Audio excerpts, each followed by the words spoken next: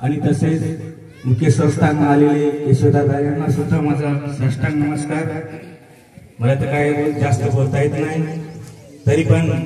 संतांच्या आशीर्वादानं आज जे उभा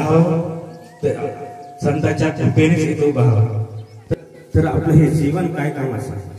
अनमोल जीवन आपलं हे मानवाचं देह धारण करून जर आपल्या अंतरातल्या तत्वाला जर आपण ओळखत नसेल, दिसत नाही त्याची भक्ती करायची आहे।